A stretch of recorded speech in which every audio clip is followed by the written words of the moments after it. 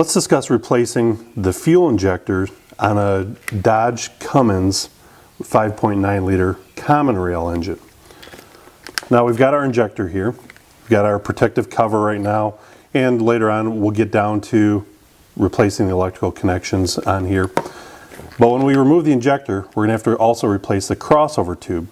Now the crossover tube goes through the cylinder head and supplies fuel to the side of the injector here. And now this is a scar type fit, and it's going to be torqued in there properly. We'll go through that process later on. But we are going to be replacing the crossover tubes as well as the injector. So first things first, we're going to have to remove the valve cover here. We're going to get the dipstick tube out of the way and remove the air inlet here, along with the intake heater to access some of the fittings here. So let's get started. Now that we've got the valve cover off, we've got the air inlet out of the way. Now we're going to take a 19mm end wrench and loosen up the nut on the high pressure fuel connection line here. And we're also going to loosen it at the rail. Break it loose here, and we're going to work this out and get this out of our way. Then we also are going to take our 8mm socket with a 1/4-inch ratchet and gently back off the nuts that are attached to the electrical connectors on top of the fuel injector. Now the nuts are going to stay with the harness, and so we'll simply lay those off to the side.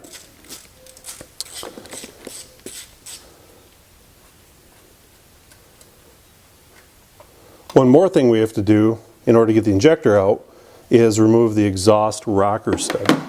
So I'm going to take a 3/8 ratchet and a 10mm socket and remove this exhaust rocker arm.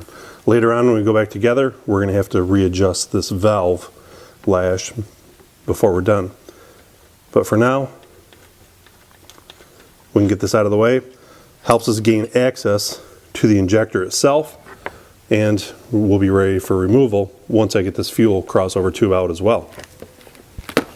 Now that our fuel line is out of the way, we're going to take a 24mm socket and remove the hold down nut holding our crossover tube into place.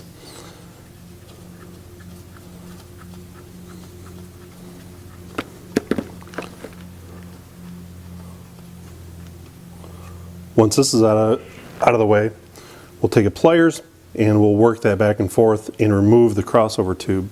Now there's specific tools to help remove these things, but these are technically a one-time use piece. So I'm not too worried about damaging any threads at this point because we're going to simply discard the crossover tube and use a brand new one. So I'm simply going to grab this with pliers, wiggle a little bit, and it pulls right out. You can see how that's seated inside the cylinder head. Once that's out, we can access our hold down bolts on the fuel injector itself, and the injector will be ready for removal. Using an extension in an 8mm socket with my 3/8 ratchet, I'm going to locate the two bolts holding down the injector collar and remove them one at a time. Once the hold down bolts are out of the way, we can gently work our injector back and forth and get it up out of the bore. After a little bit of working it back and forth, our injector is now ready for removal. Now it's important to note that the copper sealing washer came out with this injector. That's a good thing. We don't want to double stack it when we install our new injector. So we've ensured that the old O-ring came out as well as the copper sealing washer. Now we're going to clean out the hole here. We're going to take some shop air, clean any oil or debris that may have fallen in there, clean it out, and we're ready to install our new injector. Okay, we've got our new fuel injector ready to go in. Ensure that the copper washer is installed on the bottom. And now I'm going to take a little bit of motor oil and lubricate the O-ring here so we don't cut it when we install it. Now we'll take our injector, we're going to seat it in the hole. We might have to give it a little bit of pressure and start the bolts in order to draw it down in and seat on this O-ring. It's also important to understand that we've got this hole here pointing towards the driver's side of the vehicle so that crossover tube can be installed later. So we'll seat this down in there, then we'll install the crossover tube next. Now that we've got the injector snugged into place, it's time to install our new crossover tube. Now you'll notice that there's two balls here which are going to be pointed up, and that's going to be our alignment pins. So we're going to again take a little bit of engine oil here and lubricate this O-ring, help with the installation. And so with keeping the balls up, you'll be able to feel this as it wiggles into place, and it clicks into place there. Now we'll take our hold down nut, place it over the crossover tube, and we'll gently put that into place here now. Now that we've got our wires and electrical connections torqued down properly on top of the injector, we're going to go back and torque that crossover nut. And so I'm going to take my torque wrench here and I'm going to tighten this nut. And so we'll work in short strokes here and wait to get the signal from the torque wrench. Again, it's very important that this be torqued properly. Under torquing is going to result in a high pressure leak between the crossover tube and the injector. Or if we over tighten it, it's going to damage the injector. Both are bad things.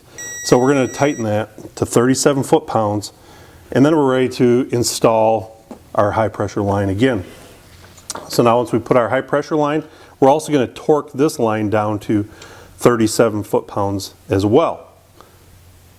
Now that we've got everything installed in place, I've gone ahead and bolted down our exhaust rocker. We've also ensured that the #1 piston is at top dead center. And I did this by using a 15mm socket and a ratchet down below in the crankshaft and rotating it until the timing mark lined up. And I ensured that both valves here on #1 have a little bit of movement. Now the spec on these, the intake valve should be at 0.010 of an inch. We haven't touched that one, so I'm not too concerned about it. Might not be a bad idea to check since we're here though. But the exhaust valve, which we've removed, the spec on that is 26 thousandths. So I've taken a 14mm wrench, loosened up the jam nut, and now I'm going to use an Allen wrench inside the adjuster here. And so we'll work this back and forth until we get our proper play here on the valve. Once that's set, I'm going to hold it in place and tighten down the jam nut. Once that's done, I will double check our clearance here, ensure that it's still to spec, and we're all set. Now it's time to reinstall the valve cover, the air inlet, and wrap up any electrical connections we made and see if the truck starts. That would be a great thing.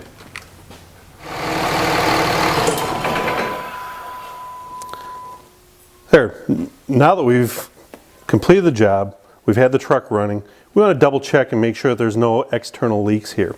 It's always a good thing. Never ever while one of these common rails is running should you break a line loose. These things operate between 5,000 and 23,000 psi of fuel pressure, so be very careful not to disturb one of these lines. Well, the truck was running on all 6 cylinders, no external leaks. I think we've done our injector replacement job successfully. And now hopefully you also understand what's involved and can also replace your own fuel injector in a Dodge Cummins 24 valve common rail engine.